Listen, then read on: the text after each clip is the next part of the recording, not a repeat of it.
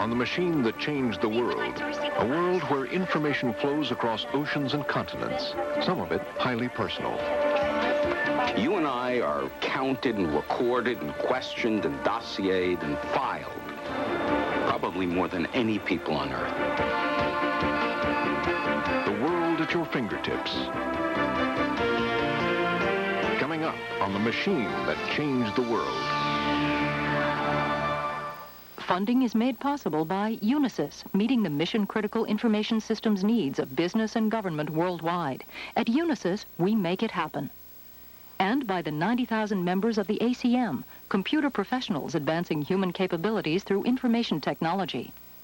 And the National Science Foundation.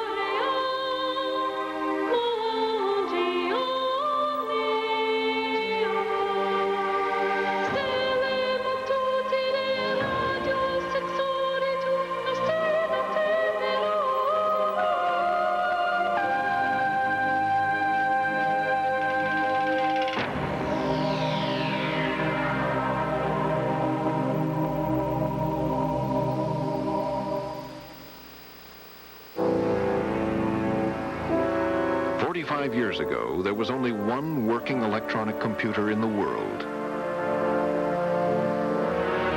It filled a room and cost in today's money $3 million.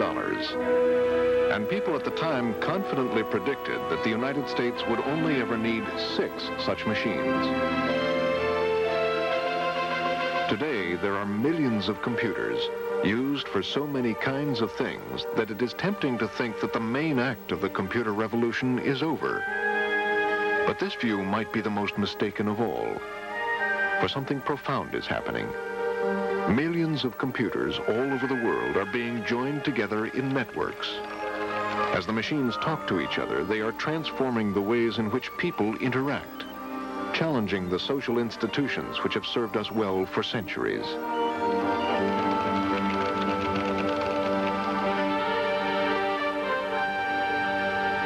For hundreds of years, we have recorded and communicated our thoughts as marks on paper.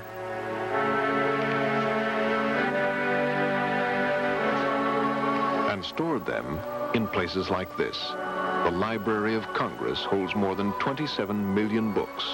Hundreds of miles of bookshelves hold nearly the sum total of all human knowledge, and it's growing all the time. But today there is an alternative. Our ideas and thoughts can be stored as patterns of digital electronic pulses and processed by computers. In digital form, the contents of some 450 books can be stored on a single compact disc. In principle, all the words, pictures, and sounds in the Library of Congress could be stored on several rows of shelves. And there are other advantages. With books, despite the best efforts of librarians, only things which have been anticipated in advance and indexed can be found. When information is stored digitally, you can find anything in an instant. A title, subject, even a small phrase. Take the words, to be or not to be. The computer can search the 450 books for these words in a few seconds, revealing that it occurs not only in Hamlet, but in 6 other works.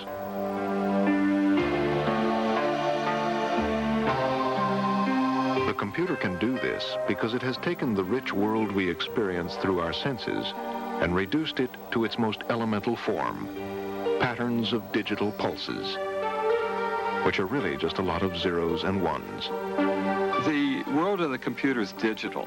It's ones and zeros, and they're beautiful because they're perfect. They're always ones or zeros. There's nothing in between.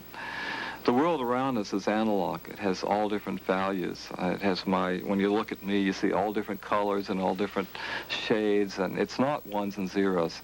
And so to take this world that we live in and put it in the computer we have to change it into a digital world that the computer can understand and can store and process.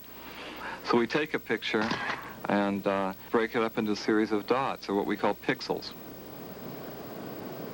With a black and white picture, black can be 1, white 0. Other more complex ways are used to encode color. Once in this digital form, information is permanent, immune to the ravages of time. Once you've digitized a picture, you have a permanent record of that picture that can't age. Like if you took a photograph, that would age over time and it would change its colors. Whereas when you change it to ones and zeros, you have a perfect memory of it. For example, when they clean Michelangelo Sistine Chapel painting, they're not sure whether they're really putting it back like it was back in Michelangelo's time. If they digitize it then, they'd have a permanent record and they know exactly what those colors had to be today. But perhaps the real revolutionary benefit of digitizing information is that it can be sent down a wire at the speed of light to anywhere, even your own living room. By the 21st century, the art galleries, the libraries, the universities and museums of the world could be open for anyone with a telephone. While this vision of a digital home is not available yet, more modest services are on the market. For a few dollars a month, without leaving your living room, you can shop for almost anything. Check a movie review, or learn about exciting places. You can plan your next vacation or book your next business trip. And even find out what the weather is like.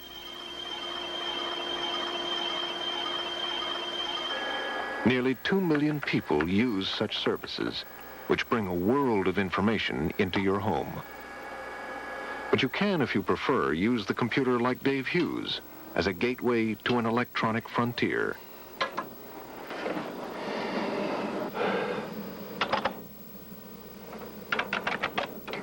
To connect to the world, all Dave needs is his computer and a device called a modem, which connects to the telephone network. And so you have to dial first the number. Now it's starting to dial. It'll go through lots of switches. And if it's not busy, we'll hear it. And you get very used to learning the sounds of phones around the world. It's ringing correctly. Here it comes. Now these two high-speed modems are interconnecting. And now I am in Tokyo, connected with my ID on a system. And so I go into eSpace. Now, of course, there's about 6,000 Japanese on here, and about maybe 500 of them handle English well enough to come into the English section. So we're now in the English section.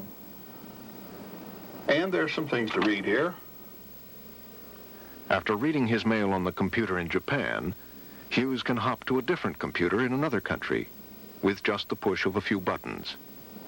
We are connected to Tallinn, Estonia right now. One of the things that's happening is this disappearance of place as an attribute. What someone has said, the passing of remoteness. You know, you're no longer remote. When I'm sitting in my basement at home before my terminal, I'm connected. I'm plugged into the world. The great thing about it, it's computer-mediated form of communication, in that I don't have to know who I'm sending the message to. I can send a message out there to someone who saw that movie last night, whoever you may be. And the computer network will find that person and give it back to me. Okay, now let's see if I can get through to Salt Rod, Norway, to a one-line bulletin board. Physically, Hughes hasn't left his chair, but his electronic presence has traveled half the globe in less than 10 minutes. This ability to receive and communicate digital information at great distances has led to new forms of social interaction. Billions of dollars, pounds, and yen pass back and forth each day between the world's financial centers. But no actual cash changes hands. only electronic pulses. Fairly low. It's 5,000 shares. The stock is now up to 850, up 19. Okay, I want to get a price, please, in bats on the opening. Home Depot is a quarter half, 5,000, 15,000. 28 to 25,000. Right, cancel the balance. This financial trader is in London. Okay. You get that, Rich? Well, what'd you... Well, actually, in percentage terms, that's a little bit of a... This one's in Boston. Yeah, okay. What do you want to do? Although they are over 3,000 miles apart, linked by computer networks, they are part of a global financial community, separated by space, but united by communication. It's amazing to me, having been doing this throughout the 80s and back into the 70s, that I can be sitting here and say the same thing. I am seeing exactly the same thing as someone in Paris, exactly the same thing as someone in London. There is no difference. I think that's amazing. I think that is absolutely amazing. When the New York Stock Exchange began 200 years ago, news of events in other parts of the world often took weeks to get to the traders. Messages could only travel as fast as the messenger. Today, the electronic markings inside the computer, which carry the news the traders need, can be sent down a wire at the speed of light. Gary? With their computers, traders are wired into the world. Distance is no longer an obstacle. I think that's it for Italy land. How are you getting on in Switzerland? Institutions like the New York Stock Exchange are still at the center of much of this activity. Hundreds of millions of shares of stock are traded here every day. The orders to buy and sell huge numbers of shares are placed with middlemen called brokers on the floor, and they come from traders around the world who speak a language all their own. On the sell side, Bobby, General Electric, it's going to open up. Everything's going to open up. That's fine. Take advantage of it. I got 100 for sale. Maybe do 20 if it's going to open nicely and then work the rest of the day. Have you got a report for us in ICI? I see they trade an eighth on the opening. They have traded higher. I don't know what your form is, but if we take the stock at 2, we get a turn on it. Well, do you want me to do it for you? I've got no book. I'll do what you like. Yeah, well, if you could take him, well, up for 100. On the Coda? The stock market, once buried under paperwork, can now handle as many trades in a day as it once did in a week. 3.85. But do buyers and sellers who communicate through wires have any need for middlemen? In fact, do they even need a stock exchange at all?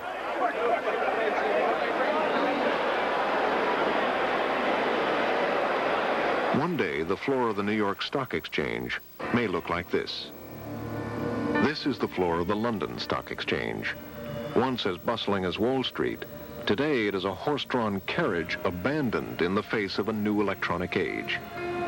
In 1986, the exchange set up an electronic trading system to modernize the market. But to their great surprise, within a week, the floor was empty. Traders realized they no longer needed a central marketplace or its brokers. They could trade faster and more effectively from the computers in their offices. In the digital age, a physical stock exchange may simply be unnecessary.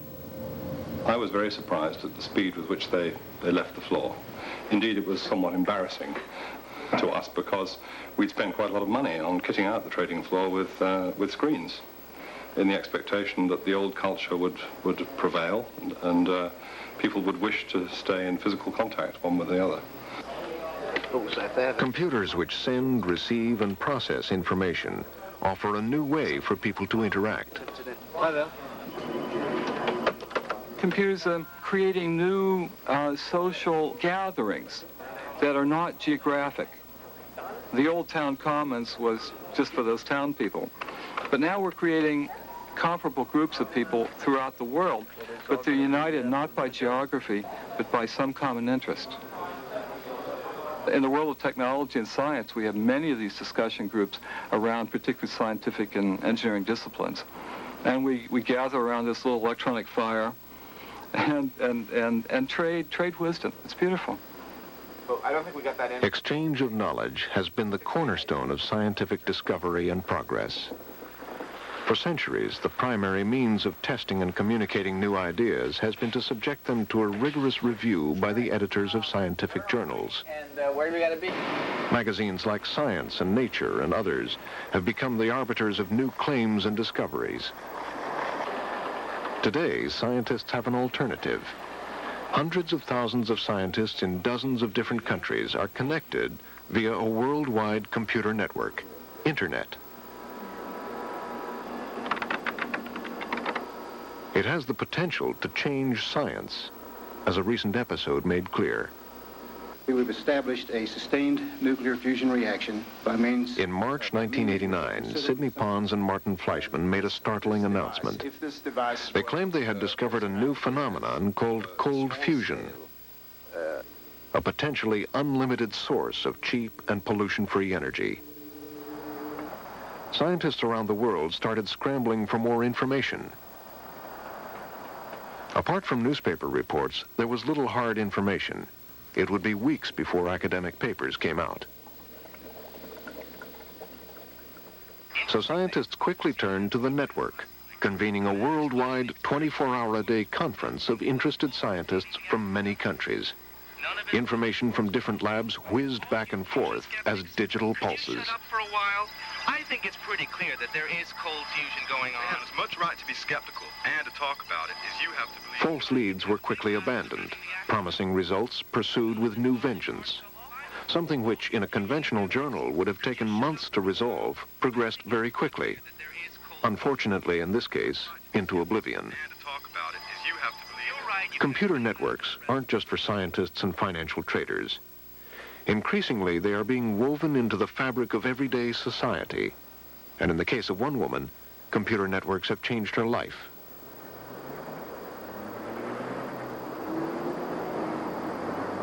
Theo Groothoff has been confined to a wheelchair since a car accident left her partially paralyzed.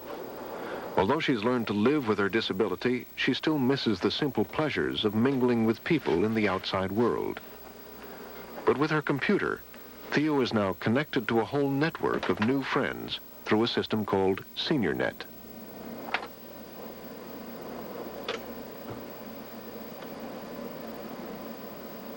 Started just 5 years ago, SeniorNet has become an electronic meeting place for more than 1,000 senior citizens scattered throughout the U.S. and Canada.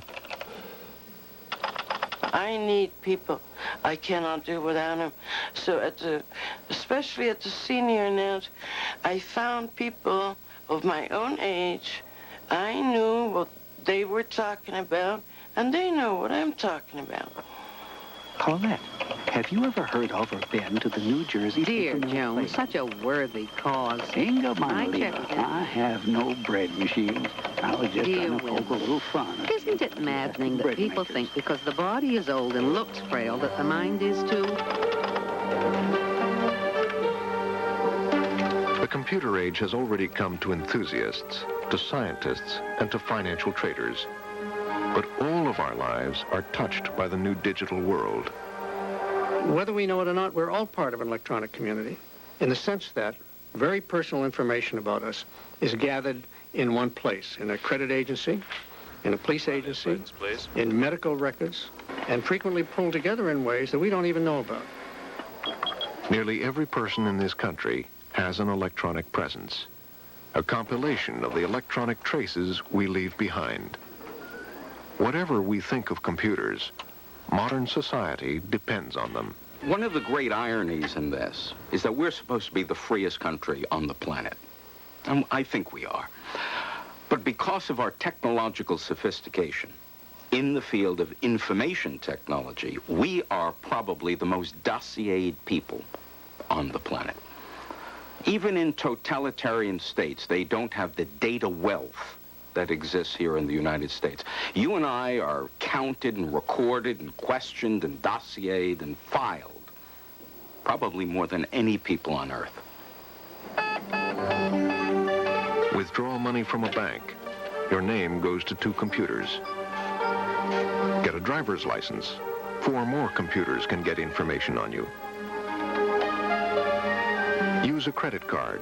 Your name is sent to as many as 7 different computers. The information on your paycheck is sent to 3 different databases. Even if you're just sitting at home doing nothing, your name will pass through up to 50 different computers in a day. It all adds up to an incredibly detailed picture of your electronic alter ego, one over which you have little or no control. One of the consequences of having computer networks is that you can actually allow information to get polluted and for the pollution to spread around, too. You can get wrong information in there. There's always wrong information in a database. It's almost impossible to prevent. And now you can get that wrong information transmitted around and shared, replicated, and acted upon. Before they electrocuted Mrs. Mabel Neville, she said these words for all to hear. Never. Foreman Brown, a former Hollywood songwriter, is alive and well at age 90. You may adore it if you like the setting for it. Never, never buy a crystal set. But 5 years ago, he was dead. Or at least his electronic alter ego was. Here I was, 85 years old and semi-retired and living pretty contentedly, and suddenly these checks appeared. Department of Water and Power, and the mark deceased across my signature.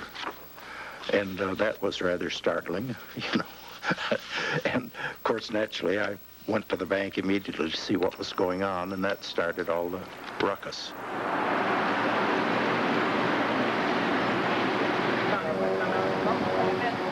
Brown left, assured by the bank that the matter would be resolved. But his troubles had just begun. Somehow, the rumors of his death had been greatly exaggerated, spreading to the computers of the Social Security Administration, which stopped issuing his monthly checks. Well, I went down and explained, here I am, I'm alive, and you've cut off my Social Security because you say I'm dead. And the lady was really rather rude, I thought. She was not about to look up anything. She said we couldn't make such a mistake. Hard as he tried, Brown couldn't keep up with the rumors as they quickly spread from database to database. Everywhere he went, the data got there first. I was going to rent a film, and I offered my American Express card, and the girl looked up, as they generally do, to get the numbers okay. And then she came and promptly tore the card in two and threw it in the wastebasket. And it was embarrassing because there were other people there. She said, your credit rating's no good. The final straw came when they stopped paying his Medicare payments. Till she found her. More than a year later, all the records were finally straightened out. But the memory of the experience still lingers with Brown. The proper setting for her spode. It just seems so little you can do about it. Everything is in somebody else's hands, and you have to rely on their goodwill to fix things, and eventually it works out, I guess. She would have to get a more distinguished mate. Oh, yes, she would have to get a more distinguished mate. Foreman Brown's ordeal is not an isolated case. Thousands of lives are disrupted every year by faulty data spread by databases. Trying to catch up with a piece of information, correct an error in the system. It's like running after a greased pig. Even if you get your hands on it, you're not going to hold it. If there's an error in your credit file, and that information has been given to 3 insurance companies, a medical information bureau, 5 credit grantors, and 6 employers, you're never going to be able to catch up with it. A recent study of credit agencies by Consumer Reports found that nearly half of all files examined contained inaccurate information. 1 out of 5 files had major inaccuracies which could ruin a person's credit rating. It isn't just false information that can be damaging. Our electronic presence reveals many things about us which we might not want others to know. Normally, we decide what information we share with people. There is the most personal information we only share with our intimate friends. That's great. Yeah. I'm starved. There are the things we talk about with our family and acquaintances. Hey, how was the picnic? It was fun. I'm glad I went, actually. I'm going to Chicago on the 10th, evening of the 10th. There are matters we discuss with business colleagues. Origins conference on the 11th. I'll meet Peter and the Johansons there. Now, what time do you get into And there are even things we are willing to tell to strangers. Okay, so up about a block on my right-hand side. right-hand side. But there are few such choices in the digital world. Total strangers can scrutinize the electronic traces of our lives, the restaurants we eat at, the hotels we stay at, and the goods we buy. It isn't a case of, if you're innocent, why are you worried about what people will find out about you? It's a matter of self-knowledge, dignity, and the decision that each person should make which of his or her inner thoughts and feelings should remain private, subject to change and consideration, and which, in a sense, shall be a public snapshot that'll be recorded someplace, which will then establish you in the eyes of someone else in ways that are very narrow, shallow, and possibly false.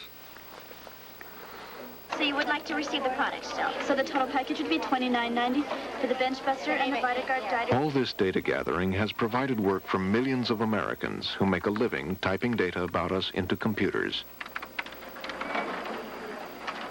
Ironically, these information workers may be monitored more closely than anyone.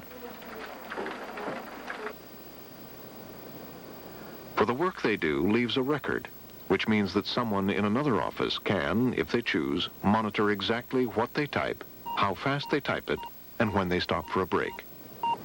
Probably no group in the workforce is more closely monitored or has less privacy than the folks who deal with information, because every aspect of what they do, by the very nature of the technology, is recorded.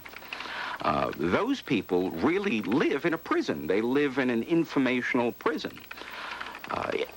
It's in the nature of what they do. Now, I can see and have believed for some time that employee privacy is one of the great workplace issues of the 21st century. For some employees, it has already become an issue.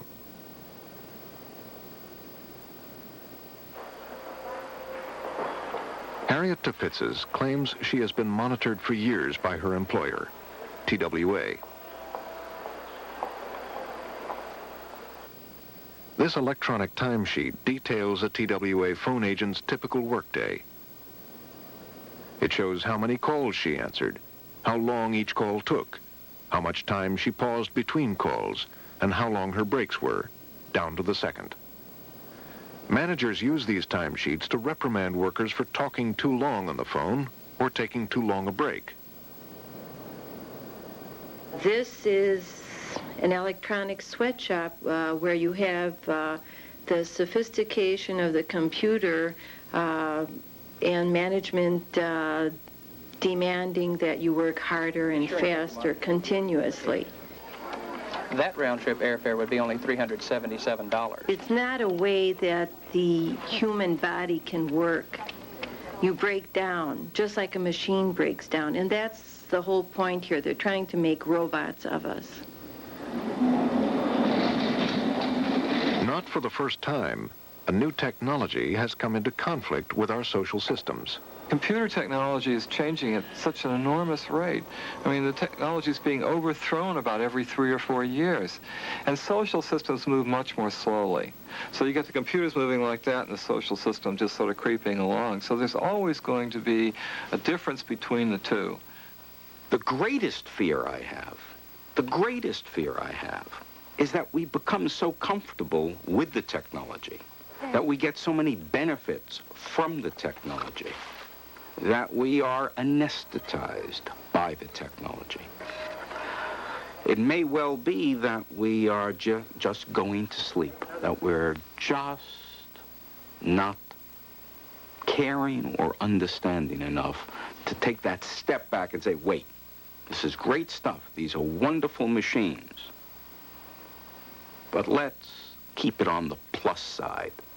Let's make sure that we understand what the deleterious side effects are. Let's control the technology. Don't let the technology control us. 5/8 for 500 ITS. As the financial traders have discovered, controlling a new technology is no easy task. 6,000 wearing 335. That's 78. That's 82. I leave 1,800 share. Empty orders. Connected by computer networks, traders all over the world anxiously await the opening bell of the New York Stock Exchange. In the frenzy that will follow, millions of dollars will be made or lost at the push of a button. Right, buy 30,000 from Richie. I sell you 30,000. 40,000, 50,000. A half 5/8, 2,000. What are you giving me? 5,000. My bid, my offer. Sell 10,000 Glaxo, 30 3/4. 31.4, Rich. 31.4. 64 1/4 plates for 12,500 ICI. 35 points on the upside. That's just the beginning. It's a half the orders, Depot. 1,000 more trades at 5/8. A half the orders, 2,000, 10,000, HD. The stock market has always been a hectic place. Today, with computers and computer networks, the market moves so fast that traders can barely keep up.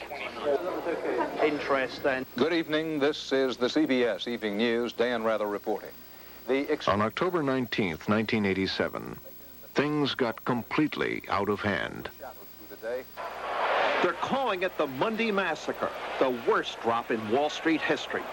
Hour after hour today, wave after wave of selling hit the stock market. A selling panic, the professionals call it. By the closing bell, the Dow Jones Industrial Average was in the steepest fall in its 103-year history, down more than 500 points. Computers kicked off some selling programs. Many experts believe that computerized trading, so-called program trading, was partly to blame for this disaster. In program trading, special computer programs spot trends and incite traders to buy or sell huge quantities of stocks faster than humanly possible. Looks like Glaxo. These trades, in turn, may be detected by other trading programs, triggering them to buy or sell. Very quickly, an avalanche effect can build up, causing wild swings of the market. Since the '87 crash, the New York Stock Exchange has imposed new procedures to intervene and, in effect, slow down computerized trading. A century ago, it was weeks before you found out that there was a war going on across the sea. It took that long for the information to get over. And that told us something about the pace of events. Today, this is getting squeezed down to microseconds. Literally, something happens in Australia, and an investor in New York knows about it and takes action just like that. We're getting so right now that we worry about the speed of light being a constraint on us. It takes 30 milliseconds to get a piece of information across the country. And we're worried, does this really make a difference that you're not going to find out about something until light gets there? That's how far we've gone with the information flow today.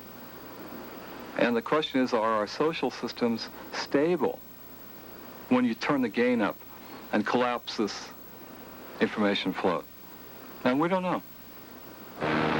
These are some of the anxieties which are beginning to cloud the dream of a computerized society. This place may well be first to find out whether the dream is turning into a nightmare. It has started one of the largest social engineering experiments involving the most complete use of networked computing. This experiment is not in Japan, the USA, or Western Europe, but in Singapore. 10 years ago, few Singaporeans knew how to use a computer, let alone a computer network. At that time, the Singapore economy was built around heavy industry, steel and chemicals. Today, they have staked their future on information technology, IT as they call it. The government has ambitious plans to make Singapore a developed nation within a decade, to become a global business and communication center, managing not only manufacturing, but information as well. Our vision is to evolve Singapore into an information society. In fact, I should say, the vision of the country is to become a developed country by the end of the decade, where we will have meaningful and vibrant economic activities, with cultural activities, with high standard of living. And this vision that we have is providing a lot of excitement to various organizations. IT matters to us because we are working a very small and tight ship. We don't have millions of people to dispose of. We have relatively few digits, and every person must be performing to his maximum. which means that he must be supported by technology, by information, by networking. All over the island, work is done electronically through computer networks, be it business, medicine, or law. But this is only the start. In this room and others like it, an electronic alter ego is being developed for the entire island. In the past, information on Singapore only existed on land deeds or old maps, which were hard to find and harder to use. Now, Singapore is being digitized. Everything you want to know about Singapore is being gathered in a massive electronic database called the Land Data Hub. Everything about any particular building is there. How the power lines are connected, which phone lines it uses, which businesses are inside, and who owns them.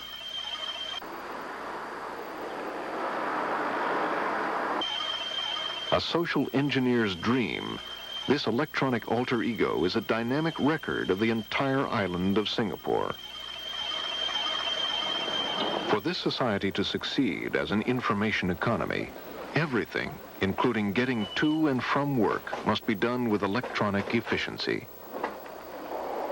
From the moment passengers enter Singapore's modern subway system, their electronic alter egos are tracked by the system's computers, generating a wealth of information for subway officials. Well, we know practically everything about the traveling pattern of a passenger.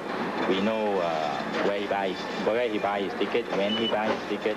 We know where he enters the station, what time he enters the station, what kind of ticket he uses, where he gets out of the station, which station he gets out at what time. So practically everything we wanted to know. It's not just the traveling habits of Singaporeans that attract the attention of government officials.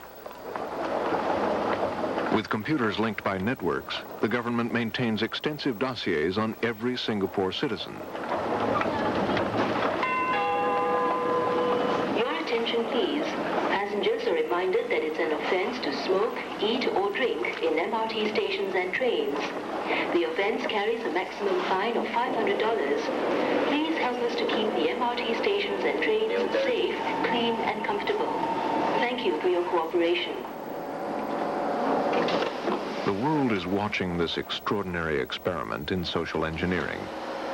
How will the government balance the benefits of efficiency and prosperity with the loss of privacy? We've gone further than most other countries in the region in making use of information technology for a number of reasons. Firstly, we are small. So when we need to make a move, it's easy to get the whole country to be moving and pushing in that direction. Secondly, it's the way we are put together. We operate a system based on meritocracy and efficiency, and on getting things done as sensibly and with as little fuss as possible and as quickly as possible. We do quite a number of things which Western governments probably would hesitate to do, either because ideologically they feel they should not intrude on personal lives, or sometimes because they just don't have the time to do it because the next election is too close around the corner. But it is a different society, and we have to govern the way the population needs to be governed and the way the population accepts being governed. In Singapore, the government has seen that information is power. Whether they use that information to accelerate Singapore's development or to control its people remains to be seen. In other countries with different political traditions, the power of computer networks has been used as a tool for democracy. After Singapore, the next most networked country in the world is France. But that wasn't always the case. Allô, allô? Allô? Rappelez. Oh. 10 years ago, when France decided to modernize its antiquated phone system, they installed a national computer network, Minitel, which people could tap into from home. In 1983, there was only one service on the network, an electronic phone directory. Today, there are more than 12,000 services. Rendez-vous sur votre Minitel 3614 TVH. Minitel is everywhere. In homes, record stores, it's even at truck stops. Minitel has become an integral part of French society, just as the government hoped it would. But the government never expected that Minitel would be used against itself. In 1986, students around the country held a series of protests against a change in admissions policies at state universities. They hit on the idea of using a free propaganda machine, Minitel. On a décidé de se servir du Minitel parce que, comme le mouvement... We decided to use Minitel because the movement was all over France and we wanted a way to communicate quickly between organizers and universities. We also wanted to gauge the mood of the public. Direct pour le public. With the network, David Assouline and other leaders of the movement took their cause directly to the public, an instant publishing operation. In addition, they also used the network to organize various student groups around the country. Philippe, what happened yesterday at the protest? David, 1,000 people came, about twice as many as last week. The police were a bit rough, but no one was seriously hurt. Christine, what is happening in Marseille? The newspapers did a story on us yesterday. It was mostly sympathetic. We're planning a demonstration for next week. With such efficient coordination, the leaders built the movement into a massive rebellion in less than 2 weeks. In Paris alone, more than 1 million people marched through the streets. 4 days later, the government backed down and canceled its plans for reform. Before the students' triumph, few protesters had thought about using computer networks. Now, almost all large French protest movements, from labor strikes to political rallies, are organized by networking.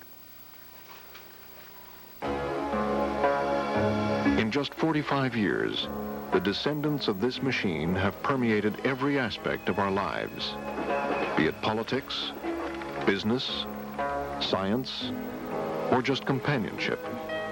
From Singapore to Paris, from Wall Street to the City of London, the future is digital. Whatever you feel about computers, there is no going back to a world without them.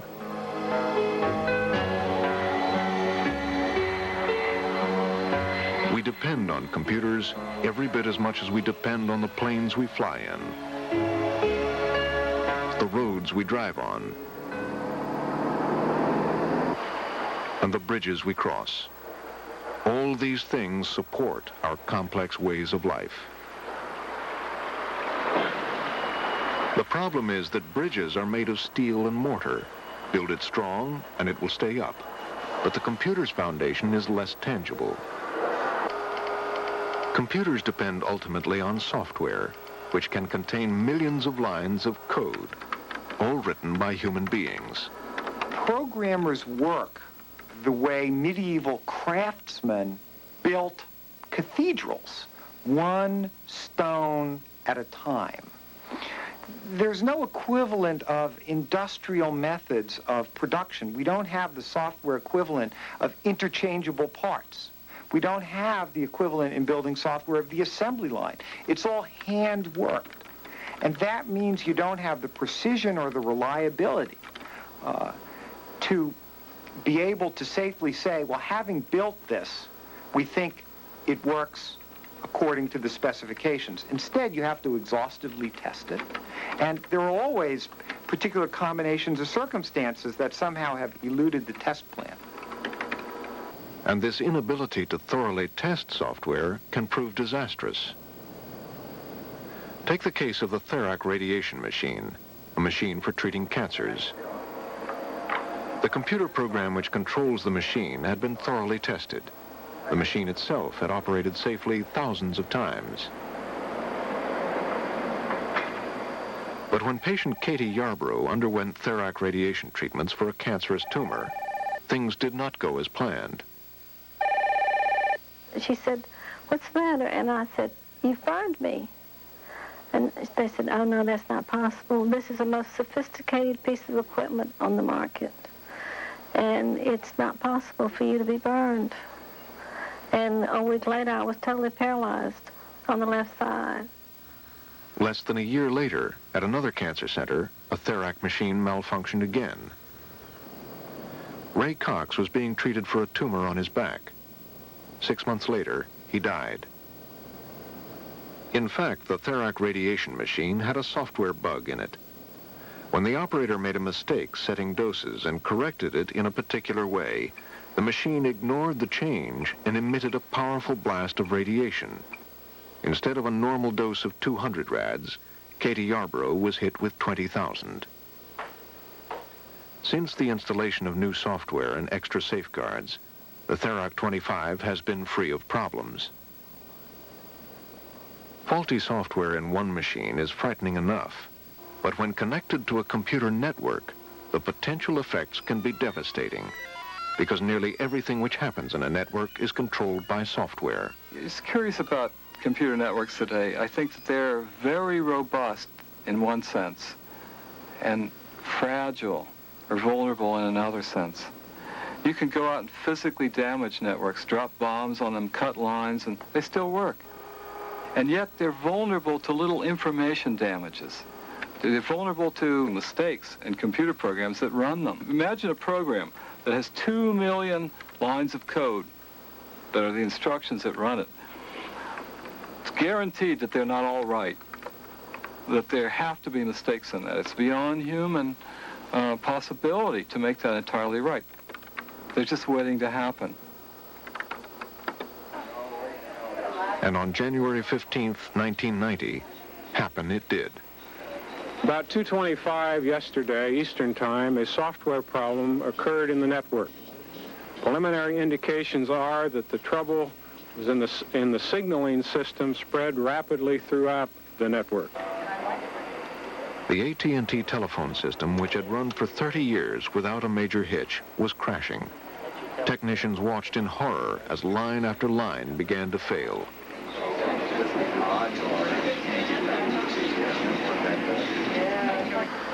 For customers, it was a day of frustration. Circuits are busy now. Please try your call later. Nearly 20 million phone calls couldn't get through. And Companies which depend on the telephone system, such as travel agencies, suffered millions of dollars in lost business.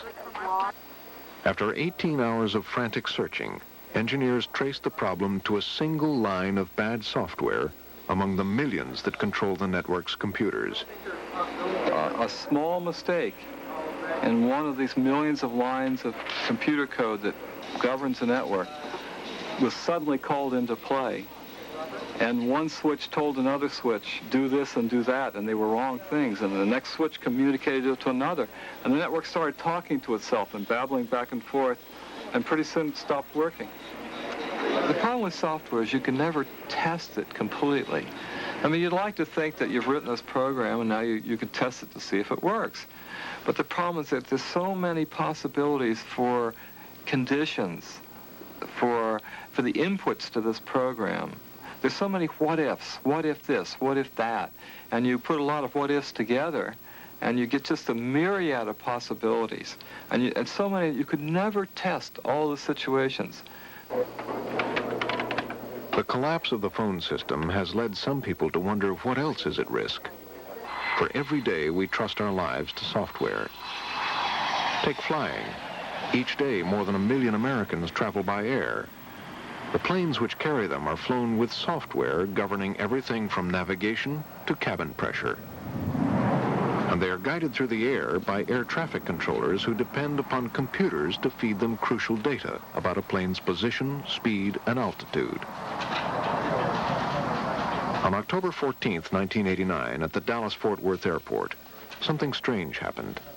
Information on the air traffic control screens began to disappear. The controllers knew that they had to act fast. Lives were at stake. This is not a job where you can say, hold on a second while we get the thing operating again. Aircraft are still flying. They're still in our environment. They're doing 250 knots. And an aircraft can travel quite a distance over in a minute doing 250 knots. With planes circling overhead and no working computers, controllers were forced to rely on their memory and the only tools they had left, pencil and paper. It seems unbelievable we resort to pencil and paper, but those are real people in those aircraft, and you have to resort to whatever means that'll help you remember that that aircraft's there and at what altitude he's at. The problem was caused in part by a poorly designed computer program coupled with an overload of traffic at the Dallas airport. Fortunately, no accidents happened during the computer crashes, but such computer software problems have occurred at many other airports. Software is fundamentally different from the other elements of our infrastructure on which we depend. Years of experience have taught engineers how to build safe bridges, and large safety margins are built in. It's unlikely that a modern bridge will come crashing down because of one tiny missed detail. But with software, that's exactly what can happen. Despite the best efforts of software engineers for at least 20 years now, a single misplaced hyphen or a typographical error can cause an enormous program to simply come tumbling down and, as has happened in the past year, tie up the entire long-distance telephone network. The tiniest little software error. If we're ever going to have true software engineering where this activity, which is so important, it is becoming more and more important to our lives, is reliable, we've got to figure out a way to make programs robust enough so that they don't come crashing down when you just have the tiniest little mistake in them.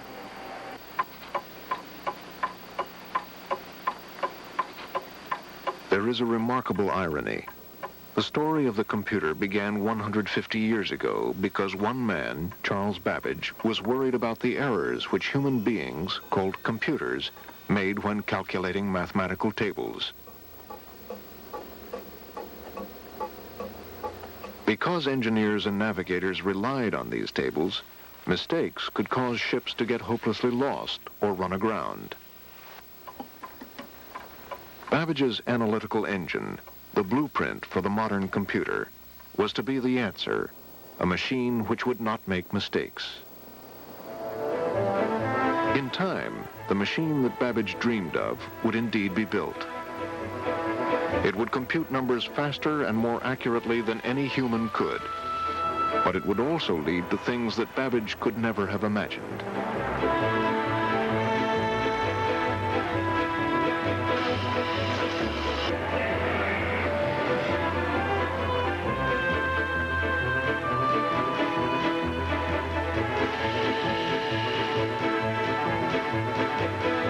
Ironically, all these wonderful uses of computers which today we depend on are still vulnerable to human error.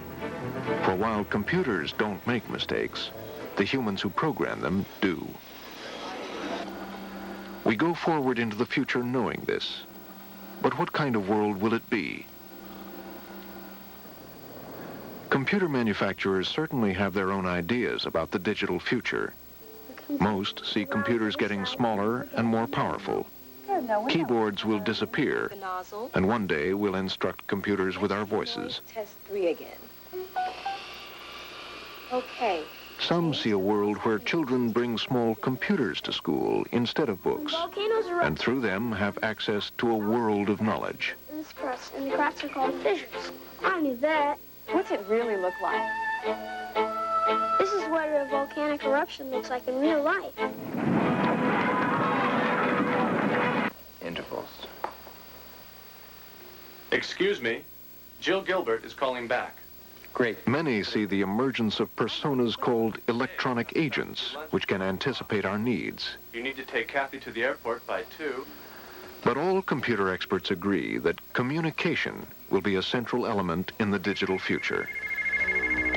This is Mary. Oh, hi, Mary. It's Fred. Fred, where are you? Sorry. I went to get a notepad. I'll have to check. But these predictions may be as wrong as the remarks made in the late 1940s. Then people could only envision the world needing 6 computers. The computer is not a machine in the traditional sense. It is a new medium. Perhaps predicting the future of computers is as hard as it would have been to predict the consequences of the marks Sumerians made on clay 4,000 years ago. It's ironic when you look at the history of writing to find that it began as a very utilitarian method of helping people remember how much grain they had. And from those very humble utilitarian beginnings came poetry and literature and all the kinds of wonderful things that we associate with writing today. Now we bring ourselves up to the invention of the computer. Very same thing is happening. Invented for a very utilitarian, prosaic purpose of doing calculations, the kind of relieving the tedium and drudgery of cranking out numbers for insurance companies or something like that. And now we begin to see this huge culture that's grown up of people who are discovering all the things you can do by playing with the computer. We may see a time in the not too distant future when people will look at the computer's impact on society and they'll totally forget its humble beginnings as a calculating device, but rather as something that enriches their culture in undreamed of ways, just as literature and art is perceived today in this world.